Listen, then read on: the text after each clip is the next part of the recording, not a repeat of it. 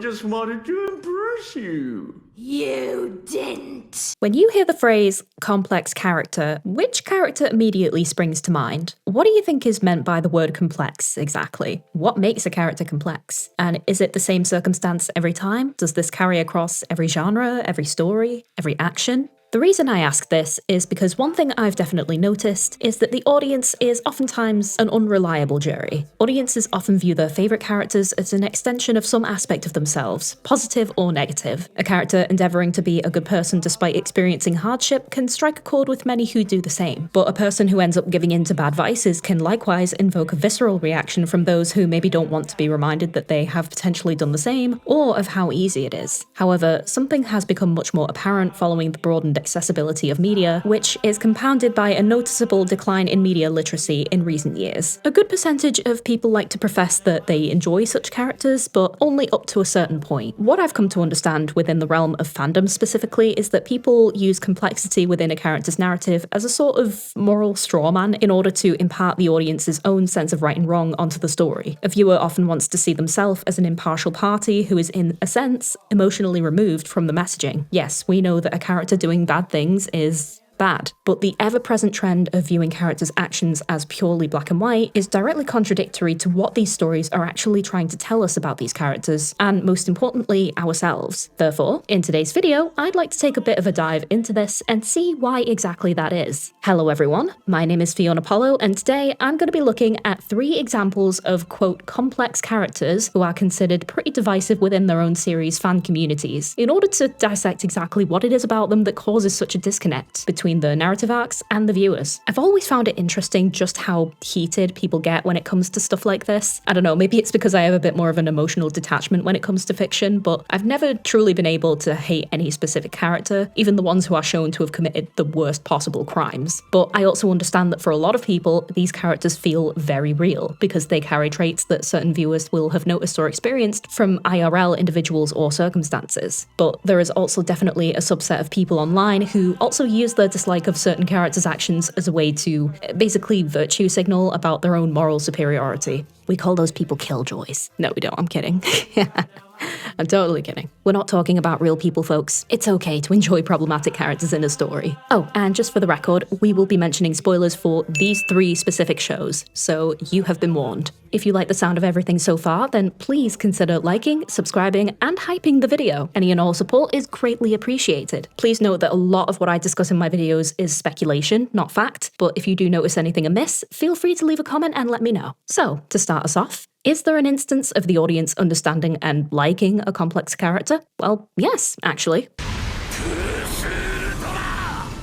I think it's pretty safe to say that no one is going to argue with you about an abusive father figure being an objectively bad person, and if they do, maybe give them a good ol' swerve. I'll be honest, I'm not a massive fan of My Hero Academia as a viewer, but when I heard that Endeavour, a wife-beater / emotionally volatile parental figure who places his hero status and legacy above the well-being of his own family, received a redemption arc, I'll be the first to admit that I was intrigued at how exactly you would spin that in a way that wins over the audience. And the truth of the matter is that most casual viewers can and will be easily swayed if the narrative tells them that yes, this character is good now, they can be forgiven for their past wrongdoings, and everyone gets a happily ever after. But even outside of that, the narrative arc itself is done quite well, and I would say the overall outcome for this character is remarkably balanced. But obviously, not everyone is going to feel that way, otherwise we wouldn't be talking about this. Endeavour, aka NG Todoroki from My Hero Academia, is a textbook example of the ego and pursuit of one's goals, paving a path of destruction for those in the line of fire. When we first meet him, he holds the number 2 spot for the top greatest hero and has dedicated his life to usurping the number 1 hero All Might and wishing to revel in the glory of what that title brings. This ambition goes as far as him wanting to create the perfect successor in the event that he is never able to achieve this himself, and thus marries strategically to ensure that his children are born with quirks that are powerful enough to attain that top spot. However, due to his ego and him pushing this relentless pursuit onto them, he tears his own family apart to achieve this to the point where he has effectively alienated them from him. His wife accidentally scars her own child due to the trauma of his abuse, which results in Endeavour sending her to the hospital. One of his sons almost dies from trying to live up to his expectations and instead becomes a villain, and his other son, Shoto Todoroki, refuses to use the fire powers inherited from his father as a form of rebellion thanks to everything he, his mother, and his other siblings have gone through. As the story progresses though, we do see Endeavour begin to grapple with this. One thing that many have conceded about his character outside of the harm that he does to his family is that Endeavour does in fact embody the objective qualities of being a great hero. He rescues innocents to little fanfare and projects this air of an upstanding civil servant within this universe. But that therein is where fans already begin to dislike him. So it's actually extremely common for many individuals who are abusive behind closed doors to appear as an almost extraordinarily decent person to anyone outside of that situation. Many of them take part in charity work, advocate for good causes, or speak up for those who experience discrimination or bigotry, which makes it all the more contradictory for them to be so horrific to those closest to them behind closed doors, and this has been the subject of much research and debate. Some believe it's a form of atonement for many abusers, while others believe it's a way of maintaining a public image that makes it even more difficult for their victims to speak out and be believed. And that's probably one of the biggest reasons that the majority of the fanbase don't like him. He's a piece of shit, basically. What I do appreciate about MHA, though, is that this is tackled head-on and is a crucial factor towards many existing plot points. Darby, originally Endeavour's son Toya, drives a lot of the actions taken by the villains as a means of revenge, and is actually the one to break the abuse story to the public, forcing Endeavour to confront his own past head-on. Something I will note about Endeavour is that despite his actions within the story and some initial fan reception, it is widely accepted that he is a complex character that is done right, and is enjoyed quite broadly in fan communities without too much backlash, and that's primarily because many of the typical concerns expressed by fans are acknowledged and addressed in-universe through various characters. I have also seen quite an interesting tidbit shared by a few people stating that more people who grew up with abusive parents are actually more likely to enjoy Endeavour's character arc than people who don't, because towards the end of his arc, Endeavour does in fact come to terms with what he's done to his family and tries to atone. And what's even more satisfying within the narrative is that not all of them forgive him or are expected to. Quite a few people who experience tension, estrangement, or even abuse at the hands of loved ones want the following things to happen: acknowledgement, apology, and atonement. Victims of abuse want their experiences validated, they want a solid apology from the guilty party, and they want steps to be taken towards them not repeating the same actions in the future. And that's why, for the most part, it's not considered all that scandalous for fans to enjoy Endeavour as a character, because the other characters most affected by him, and by extension the fans who understand the extent of his abuse, are not expected to forgive him, but they are allowed to move forward regardless. It is also just important to note that victims of abuse can often have different reactions to how they want their experiences validated. Some may be pleased, even happy for the abuser when they resolve to take steps not to further the abuse. Others may reject to have the abusive figure in their life entirely. And the important thing to know is that the person who was abused is not the one to absolve or redeem their abuser. It isn't about the apology. It's about the abuse victim being given the agency to decide how their future relationship with that abusive figure is going to go. Be it an apology that's genuine, or complete estrangement, or something in the middle.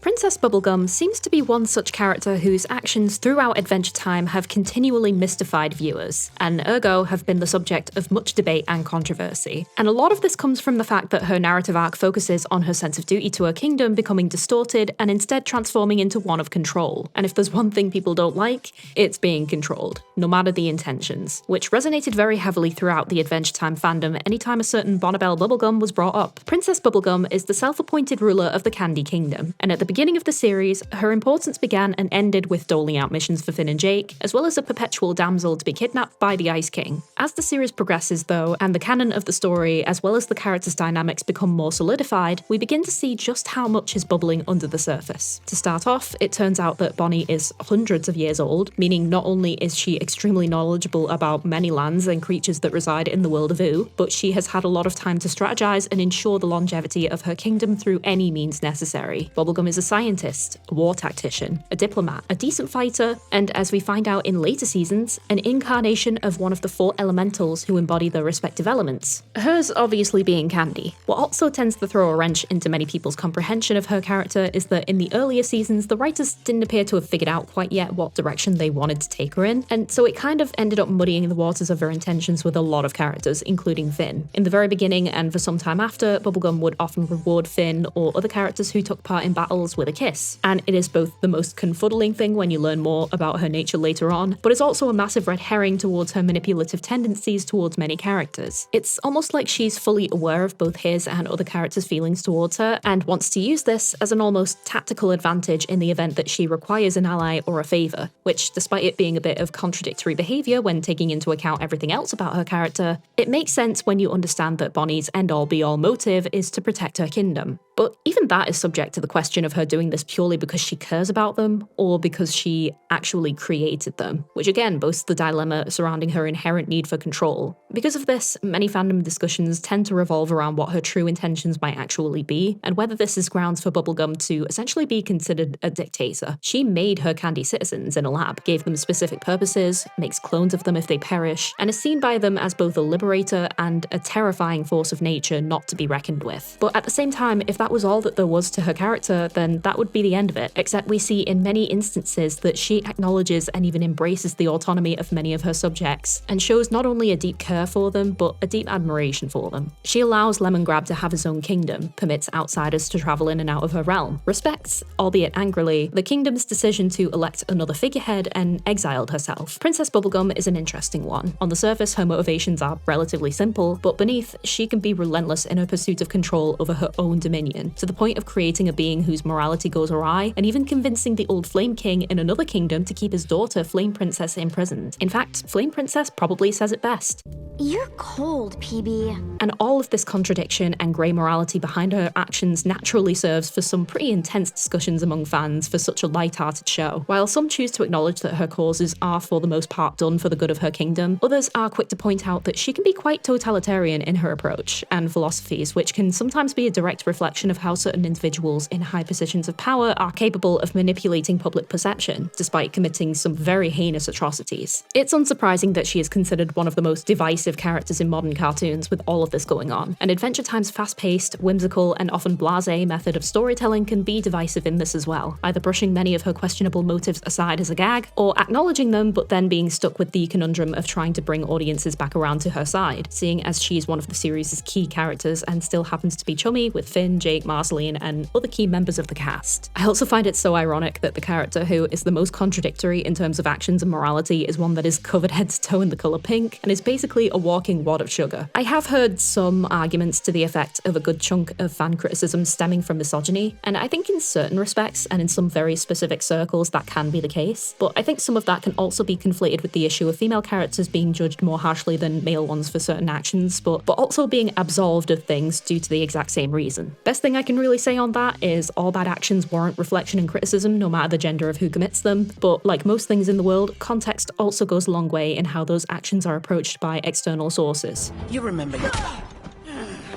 Shut up and fight! Caitlyn Kiramman from the animated series Arcane has rather interesting reaction from audiences depending on what season her personality and actions are referenced. Almost as if people see her as two completely different characters altogether, rather than the same character on one journey and prone to faltering in her change as much as she is developing into someone better. Now, just to preface, season 2 of Arcane does have a plethora of pacing issues in regards to its story that did ultimately contribute to the divisive reception of the season in comparison to the better paced execution of the first season. Caitlyn is certainly not the only character that was affected by this, but even with this context in mind, Caitlyn's story in particular seems to pluck at fandom's sense of ire that none of the other characters seem to quite suffer from to the same extent. Season 1's Caitlyn is a far cry from what she would eventually become. She's wide-eyed, a touch naive, and a sheltered rich girl eager to slide into the Enforcers to track down the Undercity's crime syndicate in an effort to prove herself and to help people. We see from flashbacks that she feels her parents, her mother Cassandra in particular, stifle her progress at every turn, even forbidding Jace from befriending her after his illegal study into the arcane was uncovered, after Vi and Powder's prologue heist went wrong, potentially putting her in danger. And then we actually see her more in action, and she's good at what she does. She is able to find the best thread into looking into Silco by finding Vi to assist her in tracking down elements of his criminal activities down. And it's her exposure to how Zorn operates, seeing Echo and the Firelight's opposition to Silco and his drug barons, and how Zorn's plight and struggles are humanized in Vi, that allows her to push for her mother to let Vi have an audience with the council to advocate for action against Silco and his Empire of Shimmer. It isn't something that she stands for, and she has a moral compass that is important to her in wanting to end Shimmer production. She doesn't advocate for violence, she wants to stop it. But at the end of the day,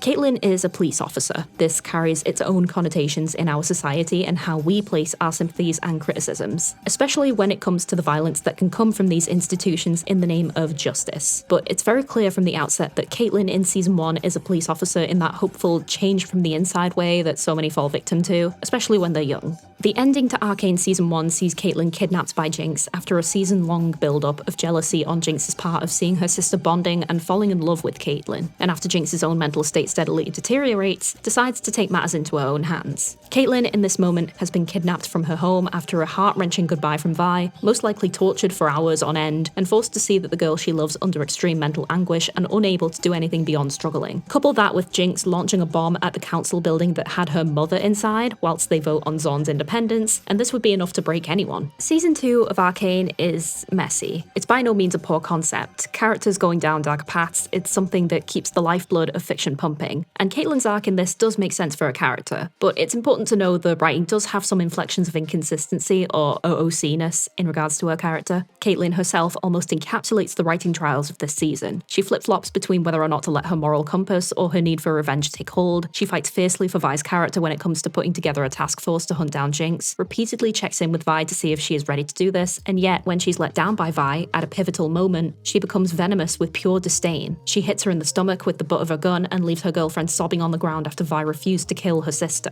She's horrified at the idea of innocents in Zorn getting killed during a military raid to find Jinx and campaigns for Vi not to be associated with Jinx crimes, but she leads the charge anyway, and gets angry when Vi won't let her take the shot that could have endangered a child. She is an agent of an oppressive government here, but because of her own trauma and her own harm done to her, she enacts another turn of the wheel in the cycle of abuse, even when previously campaigning to stop it. Caitlyn, despite her best efforts, is still a cop, and that is something she falls prey to. No one is immune to propaganda. This is even more highlighted in her interactions with Ambessa. It's important to know that every step of the way, the narrative shows Caitlyn's doubt. Her acting as a militaristic dictator via martial law is not something that should be forgiven, but outside context is still important. And Caitlyn is consistently gaslit. For starters, we have Ambessa, an outside agent, whispering in her ear that this means she forgives Jinx, the person who killed her mother. Caitlyn is enabled in her anger and manipulated when trying to pull back from that violence. She is culpable in her actions, but not without cause for being a victim in of herself. It is interesting when people meme on the whole Caitlyn turned good again because Vi called her a cupcake, but to me, it seems deeper than that. Time after time, people have excused or even sympathized with Jace's role in the rise of Ambessa's iron grip over Piltover, and yet he was the one who forged the weapons that was used to harm the Undercity. Arcane was never really a clear-cut show. Those who are harmed by the system can still contribute to its hurt, and those who prop up the system can still be harmed by it. It's a cycle of oppression. Yet, Caitlyn seems to be held to a higher standard of scorn simply because her path wasn't one that was wanted by the fanbase. She wasn't ride or die with Vi the entire season 2 because her own story had to have her reach a low point to climb up to earn that redemption. She ultimately loses an eye in the fight when she takes a stand against Ambessa and her Noxian forces, and in the epilogue, it is shown that she gives up her seat on the Piltover Council to give it to Savika as an act of recompense, and is even the one to figure out that Jinx may have survived the ending of the show, but she says it best when talking with Jinx in the cell.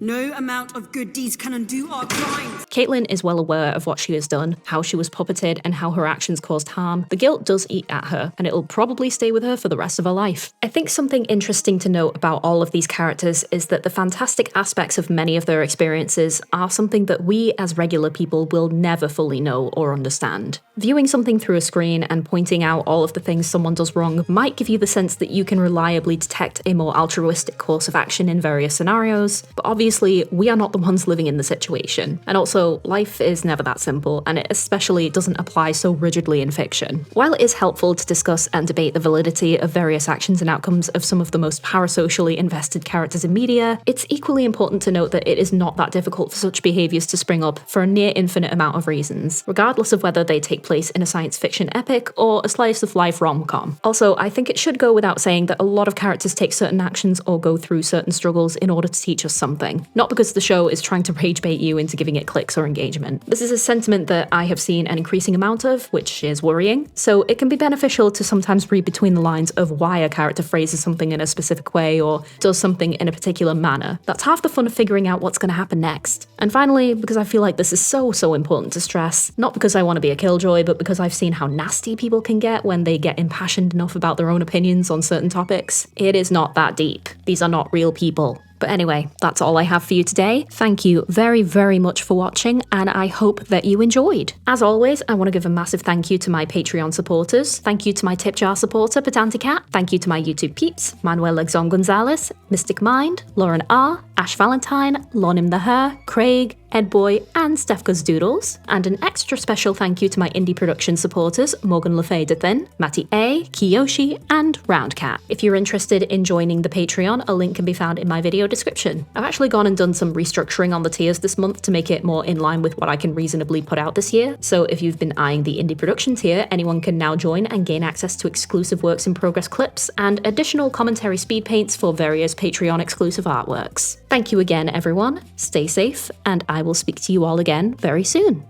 Bye!